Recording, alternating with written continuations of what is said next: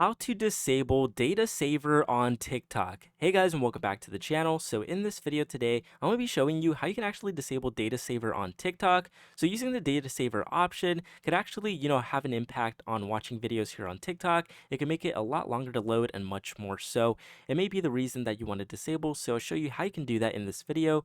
Now you can see I'm currently on my profile here. Head over to the top right hand corner, click the three horizontal lines, then click settings and privacy. Now here, scroll all the way to the bottom of the page until you find cache and cellular.